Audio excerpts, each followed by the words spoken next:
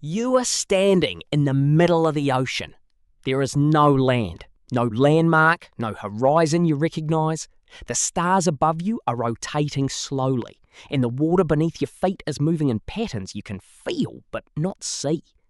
You are roughly 3,000 kilometres from the nearest continent, and you have been at sea for over a month. You are not lost. For the tūpuna, the ancestors of the Māori people, this was not a nightmare. It was Tuesday. Roughly 1,000 years ago, a fleet of Waka Hourua, double-hulled voyaging canoes, left the islands of eastern Polynesia and sailed south into water no human being had ever crossed. They were not blown off course. They were not refugees fleeing disaster. They were deliberate. They were trained. And they found in the cold green waters at the bottom of the Pacific an island chain so large, so dramatic, so unlike anything their ancestors had seen, that they named it Aotearoa, the land of the long white cloud. What happened on that crossing is one of the most extraordinary feats of navigation in human history, and almost none of it required a single piece of technology you would recognise today. So how did they do it? The answer begins not with tools, but with knowledge. Specifically, a kind of knowledge so deep it lived in the body rather than the mind. The scholars who have spent their lives studying Polynesian wayfinding, researchers like David Lewis, whose 1972 book We the Navigators remains the foundational text on Pacific traditional navigation, and Ben Finney, the anthropologist who co-founded the Polynesian Voyaging Society, describe something they call non-instrument navigation. The name sounds simple. What it describes is anything but.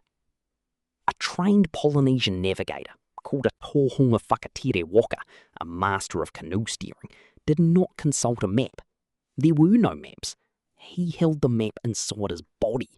He had memorised the rising and setting points of over 150 stars.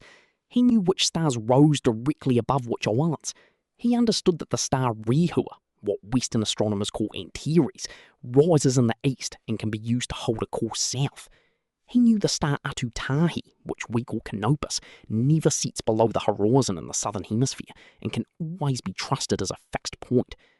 He had been trained since childhood to feel the deep ocean swells with his body, the long, rolling pulses of water that travel uninterrupted for thousands of kilometres from their point of origin, and to read the direction of those swells the way you read a compass needle.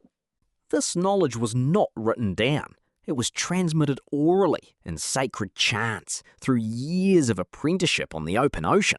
It was tapu, spiritually protected, meaning it could not be shared carelessly or with the uninitiated.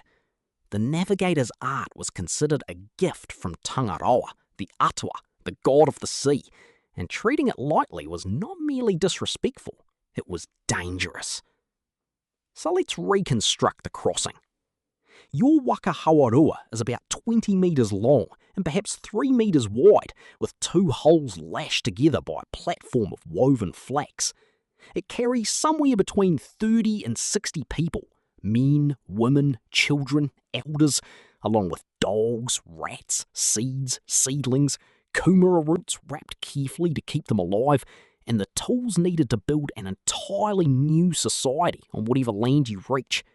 You are not exploring. You are migrating.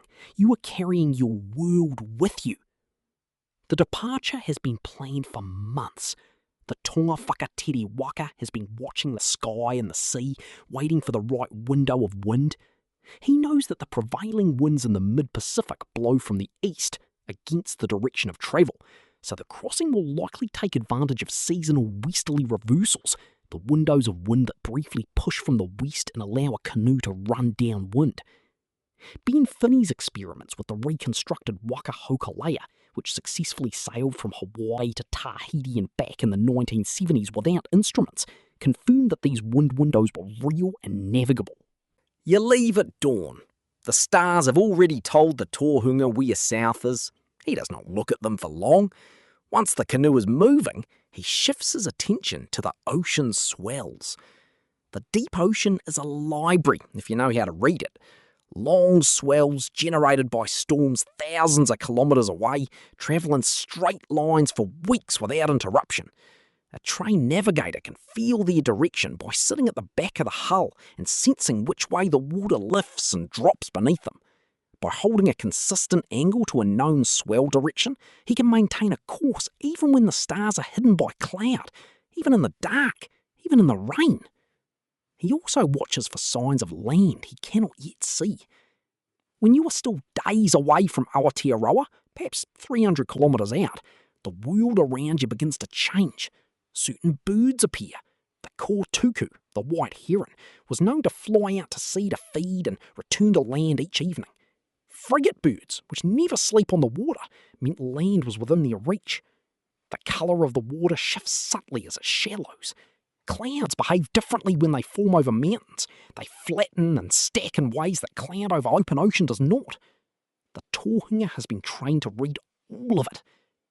Anne Salmond, the New Zealand historian and anthropologist whose work on early Maori European contact is foundational, describes the navigator's skill as a form of total environmental literacy. The ocean was not empty. It was full of signs. Knowing how to read those signs was simply a matter of education. The most rigorous, embodied, intergenerational education system ever developed without writing. And here is where the counterintuitive twist arrives. When European ships first encountered Pacific peoples, when Abel Tasman reached the waters near Aotearoa in 1642, or when James Cook arrived in 1769, the Europeans assumed they were the advanced navigators, and the Pacific peoples were primitives who had stumbled onto islands by accident. This assumption was not just wrong, it was almost perfectly backwards. European navigation in this period depended entirely on instruments. The compass, the quadrant, the sextant. Lose the instruments, and a European sailor was blind. A trained Polynesian wayfinder needed none of them. He was, in every meaningful sense, a more complete navigator than any European of his era. Not because he had better tools, but because he had internalised the ocean itself. He was not using the sea. He was reading it. Te Rangi Hīroa, also known as Sir Peter Buck, the great Māori anthropologist of the early 20th century, argued in his 1938 work, Vikings of the Sunrise, that the Polynesian migrations represented one of the greatest maritime achievements in world history.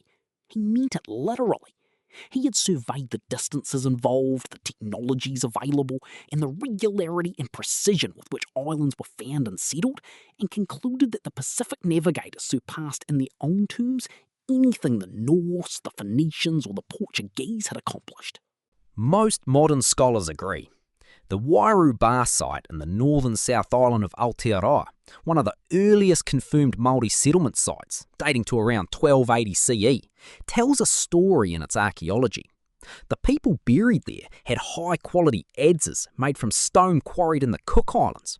They had moa bones alongside their own remains, suggesting they had arrived and immediately begun the process of learning and hunting in a completely new environment. They were not desperate survivors. They were organised, resourceful and skilled enough to have brought valued materials from over 3,000 kilometres away. They knew where they had come from. They knew how to get back, and they chose to stay. That knowledge did not disappear. It transformed. As the Māori settled Aotearoa and the great ocean crossings became less frequent, the navigation knowledge shifted from practical necessity to cultural memory. Held in whakapapa and the genealogies that track descent from the great Waka, and the names of stars embedded in oral tradition, and the karakia, the sacred incantations recited before any journey on water. Today, that knowledge is being recovered. The Polynesian Voyaging Society's Waka Hokulea has been sailing non-instrument voyages for decades. New Zealand navigators trained in traditional methods have sailed Waka from Aotearoa to Hawaii, the ancestral homeland, and back. The stars that your tūpuna followed south are the same stars above you tonight. You stand on the prow of the Waka. The stars are rotating. You are not lost. You never were. You simply know how to read the ocean you are standing on.